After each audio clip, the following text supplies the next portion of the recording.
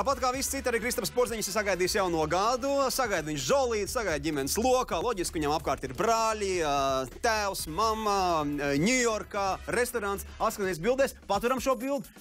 Pārējie šajā vakarā, kas sēž restorānā. Nē, tikai Porziņš. Visi pārējie skatās, brīnās, nu loģiski, jā, tās ir Porziņa svars Ņujorkā, vai ne? Tā kā viņš tur dezorganizē biznesu reāli, jo tur nepasūt, visi skatās, kur tur, kur tas tur garās. Ne, tāpēc, ka viņi bildē vienkārši. Jā, bet otrs, tu nevar iet restorānā, tu jau jārāpo ir, nu, nepamanīt. Cik tādā restorānā maksā viss tas? Nu, cik tā maksā? Nu, ļoti dārgi. Nu, piemēram. Nu, Gunts tur ir regulāri piebrauc, viņš var pateikt. Jā, es atmaksāju rēķini, jā. Ne, man patīk ļoti dārgi. Cik, nu, ko te nosauc? Bet ir jau kā? Fišku. Veči, ja tu esi viņa ģimenes lokā, tad sanāk tā, ka... Tad ir atlaids, bet var sanākt tā, ka diviem New York Knicks džekiem, Derikam Williamsam un Clint Anthonyam Erlam, ka, nu kā, ir Williams arī pa naktīm tur daudzās, bet ne ģimenes lokā. Jā, nu, tu vārst iespējams prostitūts, sarunā meitenes, nu, nav svarīgi. Jā. Beigās nav nauda, nav pulksteņi, nav bērslietas. Kāpēc? Nu, nestaigā pa nakti nekur. Sēd mājās, skaties televizoru. Bet Clint Anthonijs Els ar draudzeni iet svinēt drauga dzimšanas dienu. Kur? Arī tu teiksi, nestaigā. Nakts klubā. Nu, jā, Ko darīt sportistam nakts klubā? Pagad, tu man to prasi? Es tev to varēju prasīt. Mums nebija nakts kluba. Un Clint Anthonijs iziet no kluba, tur sagaida viņa banda, viss normāli aplas, viņam zelta, viss tās uzliks, izvēl kārā, sašauts kājā, tinkš, brīvs.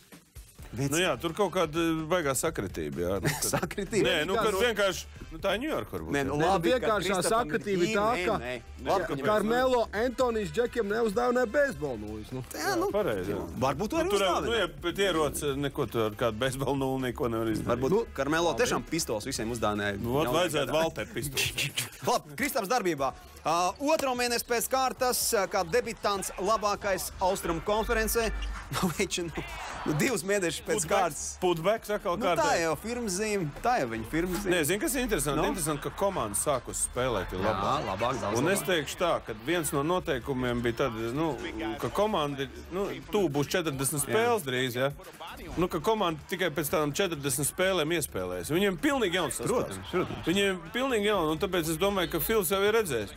Un liela loma ir Kristapam, jā. Un vēl lielāka loma ir Carmelo Anthony, kas ir, kad viņa krustāvs.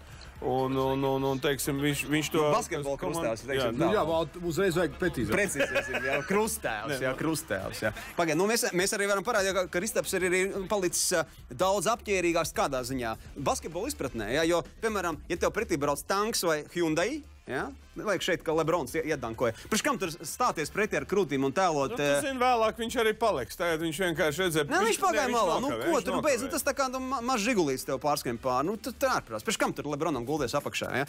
Tajā pašā laikā pieminēja Carmelo Anthony. Tiešām, statistiķi ir saskaitījuši, ka Carmelo Anthonijs no visiem tiem spēlēm, kas viņam karjeras laikā bijuši apkārt, Kristapam dod pat 2 piespēlēm mačā vairāk nekā tiem pārējiem. Ja? Respektīvi, viņš viņu pieņem, atzīst, nu ņem paspārnē mazo zvirbulīti mūsu. Ko tas nozīmē? Nu, atbild pats uz šo jautājumu, ko tas nozīmē. Es uzreiz pateikšu, ka Kristaps labi met un Carmelo taisa savu statistiku. Visu. Carmelo vēl saka, veči, jābalso par Porziņu. Es, piemēram, nobalsoju viņš. Carmelo, es nobalsoju par Porziņu zvaigžņu spēlē. Punkš, es arī nobalsoju. Jā. Un tu nobalsoji. Es arī nobalsoju, es arī izliku, ka es nobalsoju. Un arī par Carmelo nolasu. Es par Valdu nebalsoju.